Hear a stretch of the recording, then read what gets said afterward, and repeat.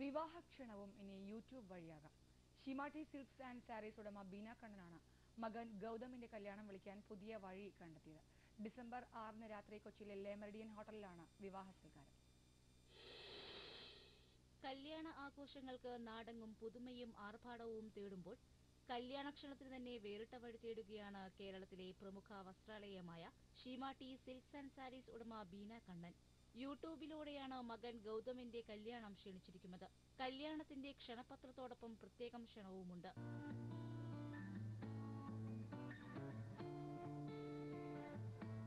Hi, good evening.